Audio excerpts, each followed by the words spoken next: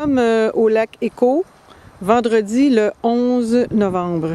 Vous avez percevé la mesure qui avait été installée il y a environ 10 jours.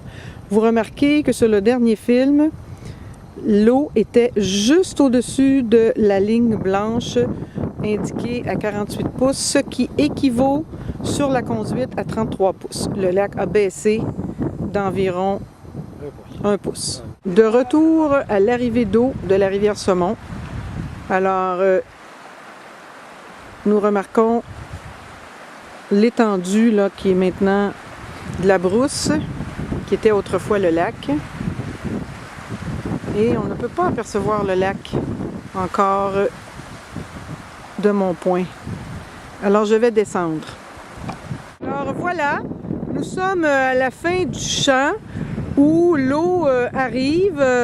Comme vous voyez, là, l'eau s'imbibe dans le sol. Et elle arrive où est Clarence présentement. Et voilà, ça c'est l'extrémité du lac.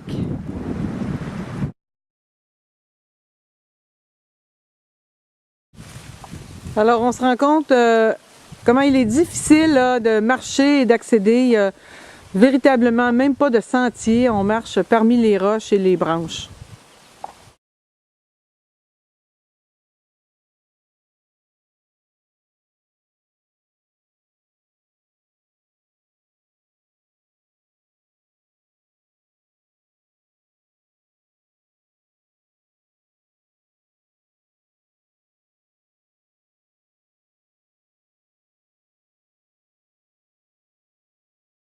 Il y a un sac de sable pour empêcher la conduite, la vibration. Comme ils n'ont pas remplacé le sac de sable, il est ici, là, il est trop vieux, ils ont mis une bûche. Là, la bûche, ta veille de plus être bonne non plus. Parce qu'elle est tellement, elle est pourrie. Pourrie. Alors voici un autre emplacement pour sécuriser la conduite, là. Alors, qu'est-ce qu'on aperçoit? Méchant, les bonnes fuites ici, là. Alors oui, on voit le jet d'eau assez puissant, là, il y a une bonne fuite. Alors Clarence va mettre un ruban rouge là, pour indiquer l'endroit de la fuite. On avertira les travaux publics en arrivant.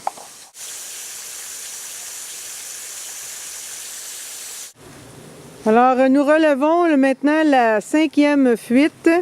Cette fois-ci, le jet est assez important. Clarence va mettre un ruban rouge.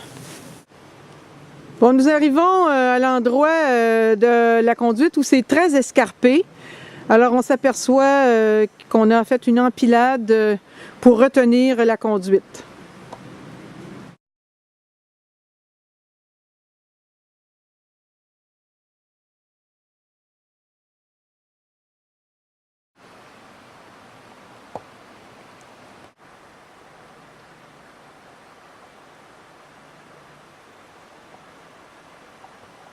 Alors, c'était ici que ça coulait, là.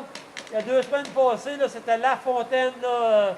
Ça arrosait, là, incroyable. Il était déboîté, là, déplacé le tuyau dans l'autre. Là, ils l'ont réparé quelques jours plus tard.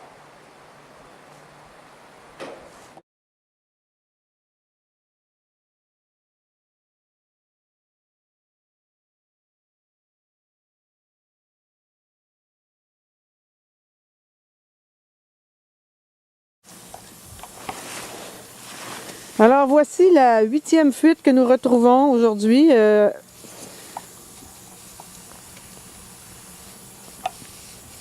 fait pour se laver les mains. Ouais. Alors nous avons mis un ruban rouge. Alors on aperçoit ici là, les arbres justement qui sont à proximité. Il faut comprendre que la conduite est en aluminium, là, est facile d'être brisée si un arbre s'affaissait.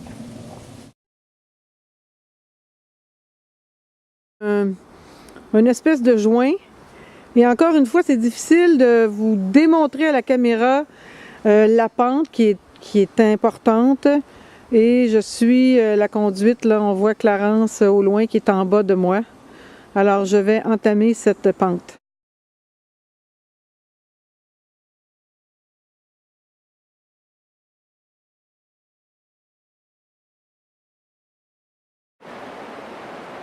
Alors, voici la fin de la conduite, ou on pourrait dire le début, là, puisque nous sommes maintenant rendus à la rivière Saumon. Nous avons choisi de marcher tout le long de la conduite en partant du haut. Évidemment que ce serait presque inimaginable de le faire dans le sens inverse. C'est tellement escarpé. Alors, vous me suivez. La conduite maintenant est sous le sol pour le petit bout qui se termine là. Et voici notre station de pompage. On voit Clarence au loin et la rivière Saumon. Alors, je descends et on verra. Alors, nous voici rendus à la station de pompage. C'est la rivière Saumon que nous apercevons. Et on voit ici le barrage qui a été remonté. On a remonté le lit de la rivière pour pouvoir capter l'eau. Voyez-vous ici, c'est la partie de la rivière et je vous amène à l'endroit où l'eau entre à la station de pompage.